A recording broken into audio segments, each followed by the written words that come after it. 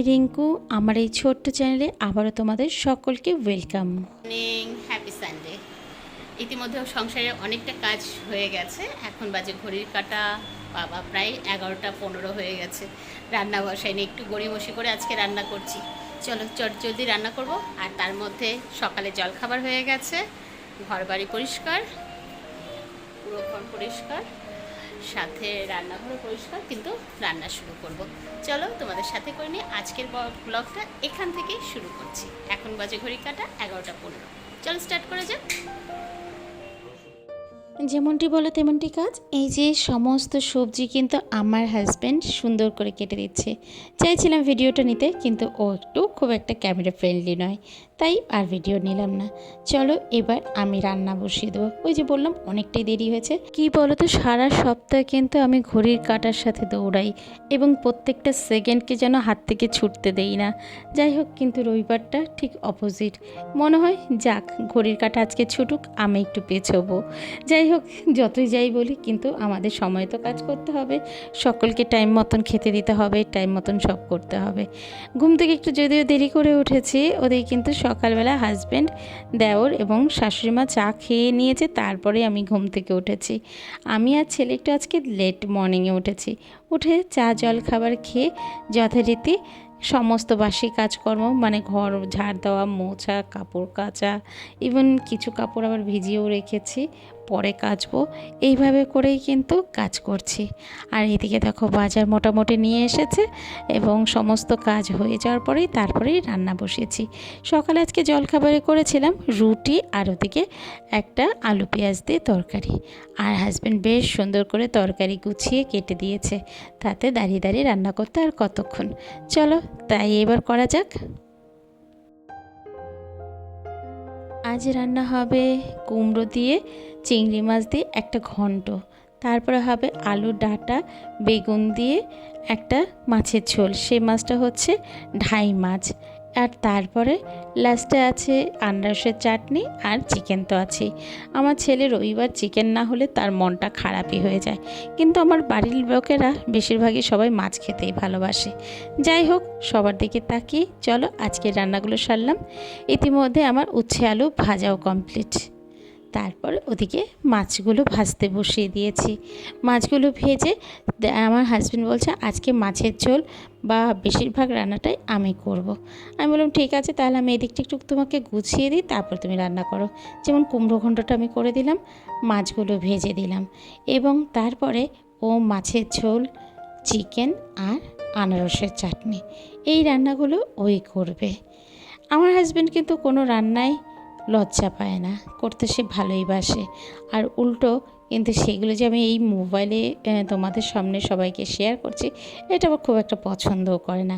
আমি ওকে বোঝাই, তুমি যে এটা করছো এটা তো ভালো কাজ, তুমি আমাকে হেল্প করছো, প্লাস পরিবারের সকলের দিকে তাকিয়ে কে কী কোন টেস্টে খাবে সেই দিকে খেয়াল রেখে এতটা বাজার করে এনেছো এবং নিজের হাতে সবজি কেটে করে দিচ্ছ, সেটা তো ভালো কথা, তাতে লজ্জার কী আছে। যাই হোক, এই রকমভাবেই আমাদের সংসার চলে। তবে আমি খুব ভাগ্যবতী, এরকমভাবে আমার হাজব্যান্ড যে আমাকে এতটাই হেল্প করে সেটা ভাবতেও পারিনি। আর চলো, এই যে তার প্রমাণস্বরূপ দেখিয়ে দিলাম, সে চলে এসেছে, এবার রান্নাঘর তার। সে এবার বলল এবার তোমার ছুটি, তুমি এবার রান্নার করতে হবে না। কিন্তু আমার মন চায় না ওকে ছেড়ে দিই।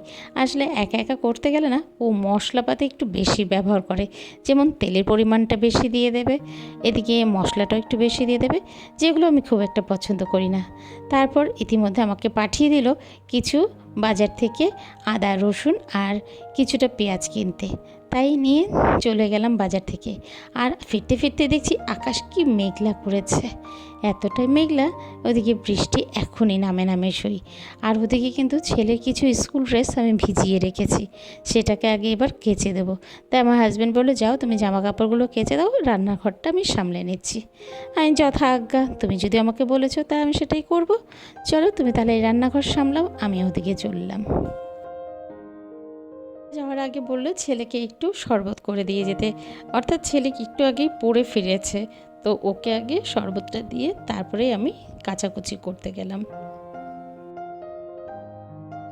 আমার বাড়ির ফ্ল্যাটটা খুবই ছোট্ট, 2টো বেডরুম আছে, একটা ডাইনিং প্লাস রান্নাঘর সাথে ড্রয়িং রুমও। কাজেই সেখানে আমি বাথরুমের মধ্যে কোনো জামা কাপড়ই কাচতে পারি না, পুরো সমস্ত জামা কাপড়ই এই বারান্দায় কাচি। আর এই যে দেখছো ইতিমধ্যে কিন্তু বৃষ্টি শুরু হয়ে গেছে। ব্যাস সমস্ত জামা কাপড় একদম ভেতর দিয়ে মেলে দিলাম। জাস্ট জল ঝরে গেলেই সমস্ত জামা কাপড় ঘরের জানালার উপরে যে পর্দার ইটা আছে, গ্রিলটা আছে, তার উপরে সব কটা জামা কাপড় মেলে দেব। এইভাবে করেই রেখে আসলাম। আর এদিকে দেখছি হাজব্যান্ডের ইতিমধ্যে পেঁয়াজ ভাজতে বসিয়ে দিয়েছে, যেটা চিকেন হবে, আর মাছের ঝোল একদম রেডি। আর এটা কি বলো তো, এটাকে আমরা গর্ভ মোচা বলি। এই মোচাটা দিয়ে খেতে কিন্তু দারুণ লাগে। তো আগামীকাল তো সোমবার, তো সোমবার দিনটা নিরামিষ খাওয়া হবে, তাই শাশুড়ি মা সমস্ত কিছু কেটে রেখে দিচ্ছে। সকালটা তাহলে রান্না করতে আমার একটু তাড়াতাড়ি হবে, তো ওনাকে দিয়ে এগুলো সব কাটিয়ে রেখেছি। আর তখন বললাম তুমি দেখাও তো কীভাবে কাটছো, সবাইকে একটু দেখাই। তবে এটা কাটা খুবই সহজ, কিন্তু ওই হাতটা একটু কালো হয়ে যায়। আসলে এর থেকে প্রচুর পরিমাণে কষ বেরোয়, কিন্তু এটা খাওয়া কিন্তু শরীরের জন্য খুব ভালো। চলো, এদিকে হাজব্যান্ড রান্না করতে করতে বলছি আমি চলো তোমাকে কিছুটা আমি এগিয়ে দিয়ে যাই। আসলে ছেলে মানুষ তো, তারা সারাক্ষণ রান্না করবে আর আমি বসে থাকবো, সেটা আমার আবার ভালো লাগছে না। তাই আমিও আবার মাঝে মাঝে এসে করে দিচ্ছি। সেটা কিন্তু সে পছন্দ করছে না, কিন্তু তাও আমি করছি। আচ্ছা, কমেন্টে জানিয়ে তো তোমাদের হাজব্যান্ডদের কারোর মধ্যে কি এরকম রান্নার খুব আগ্রহ আছে? যদি থাকে একটু কমেন্টে বলো, তাহলে হয়তো আমার হাজব্যান্ড এটাতে লজ্জা আর পাবে না।